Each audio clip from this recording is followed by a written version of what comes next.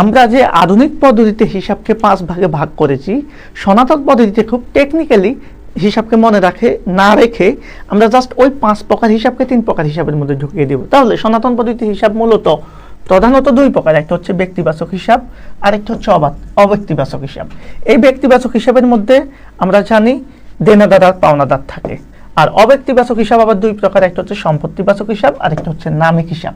এটা ব্যক্তির সাথে রিলেটেড না। এখন দেখেন, এই অব্যক্তিবাচক ব্যক্তিবাচক ভাগ না করে আমাদের বইগুলোতে যেটা আছে সেটা হচ্ছে হিসাব 3 প্রকার। এক হচ্ছে ব্যক্তিবাচক হিসাব, অব্যক্তিবাচক হিসাবের মধ্যে একটা হচ্ছে সম্পত্তিবাচক হিসাব, 2 হচ্ছে সম্পত্তিবাচক হিসাবে লিখছে, 3 হচ্ছে নামিক হিসাব। এখন দেখেন, এই যে 3 প্রকার, এই 3 প্রকার আমি আধুনিক পদ্ধতিতে শিখলাম 5 প্রকার। তাহলে আমার কি নতুন করে এই 3 প্রকার মনে রাখার দরকার নাই। আমি জাস্ট এখন একটা টেকনিক্যাল বিষয়টা দেখাচ্ছি। আমার এই যে আধুনিক পদ্ধতিতে আমরা যে 5 প্রকার হিসাব দেখেছি, সেই 5 প্রকারে কি ছিল? ব্যয় ছিল, আয় ছিল, তাই না? তাহলে ব্যয় আর আয়গুলাকে আমরা এখন সনাতন পদ্ধতিতে একটা হিসাব লিখবো, সেটা হচ্ছে নামিক হিসাব। তাহলে ব্যয় আর আয়গুলাকে আমরা কি লিখলাম? ব্যয় আর আয়গুলাকে আমরা লিখলাম হচ্ছে কি হিসাব ভাইয়া? নামিক হিসাব। ব্যয় আর আয়গুলাকে আমরা কি হিসাব মনে করব?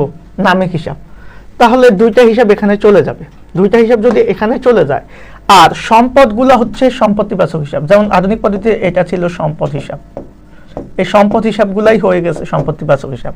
আর আধুনিক পদ্ধতিতে আরেকটা হিসাব ছিল আয়, ব্যয়, সম্পদ, আর ছিল কি দায় আর মালিকানা সত্ত্ব। মাথায় রাখবা, এই ব্যক্তিবাচক যে হিসাবটা সেটাই হচ্ছে দায় প্লাস মালিকানা সত্ত্ব। তাহলে খুবই টেকনিক্যালি আমরা কি করলাম? আধুনিক পদ্ধতির হিসাবের মধ্যে সনাতন পদ্ধতিটা শিখে ফেললাম। তাহলে দায় আর মালিকানা সত্ত্ব দেখলে সেটা কি হয়ে যাবে? ব্যক্তিবাচক। তাহলে দেখেন, আধুনিক পদ্ধতিতে যে আপনি 5 প্রকার হিসাব পড়েছেন, আয় ব্যয়, সেটা নিয়ে সনাতন পদ্ধতিতে একটা হিসাব, নামিক হিসাব শেষ, 2টা শেষ। আবার আধুনিক পদ্ধতির দায় আর মালিকানা সত্ত্ব নিয়ে কি শিখলেন? সনাতন পদ্ধতির ব্যক্তিবাচক, 4টা শেষ। আর সম্পদগুলো সম্পত্তিবাচক হিসাব। অনেক মজার না? খুব টেকনিক্যালি আমরা এই বিষয়টা মনে রাখতে পারি। এখন আমাদের প্রশ্ন যেটা আসে, প্রশ্ন কি আসে? আমাদের প্রশ্ন মাঝে মধ্যে আসে যে সনাতন পদ্ধতিতে মূলধন কি হিসাব। এখন আপনি বলেন মূলধনটা কি হিসাব? আপনি সনাতন পদ্ধতি শেখার দরকার নাই। আপনি চিন্তা করলে মূলধনটা তো মালিকানা সত্ত্ব, তো মালিকানা সত্ত্ব কি হিসাব? ব্যক্তিবাচক হিসাব।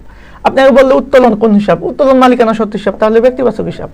আপনাকে বললো পাওনাদার, কথার কথা পাওনাদার বা ঋণ, পাওনাদার বা ঋণ বা তহবিল কি হিসাব? কারণ পাওনাদার তো দায়, তার মানে অবশ্যই ব্যক্তিবাচক হিসাব। আপনাকে বললো বিক্রয় কি হিসাব? বিক্রয়টা একটা আয়, নামিক হিসাব। আপনাকে বললো ক্রয় কি হিসাব? ক্রয়টা একটা ব্যয়, তার মানে আয় ব্যয়গুলো তো নামিক হিসাব। কথা ক্লিয়ার? আপনাকে বললো মনে করেন আসবাবপত্র, তাহলে আসবাবপত্র কি? একটা সম্পদ, তাহলে আসবাবপত্র যেহেতু সম্পদ, তাহলে আসবাবপত্র কি হিসাব? সনাতন পদ্ধতিতে সম্পত্তিবাচক হিসাব। আর আমরা সবাই জানি ব্যয়গুলা স্বাভাবিকভাবে ডেবিট হয়, একটু আগে দেখেছি, আয়গুলা ক্রেডিট হয়।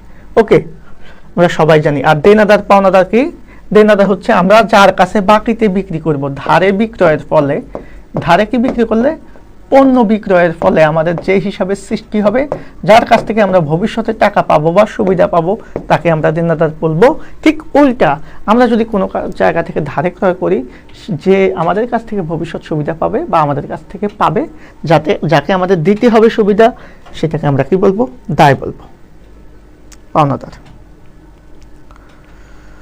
ক্লিয়ার কি না একটু বলেন তো? ক্লিয়ার? এই বিষয়গুলো ক্লিয়ার কিনা একটু দেখেন তো। লাইভটা কি আটকে যায় কেন? নেটওয়ার্ক সমস্যা হতে পারে।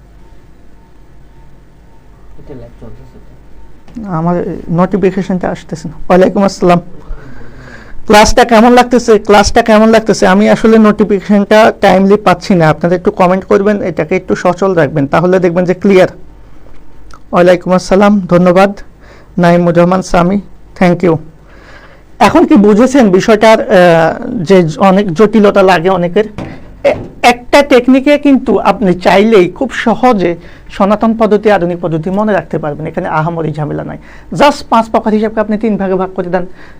আধুনিক পদ্ধতির যেটা দায় আর মালিকানা সত্ত্ব, সেটা সনাতন পদ্ধতিতে ব্যক্তিবাচক।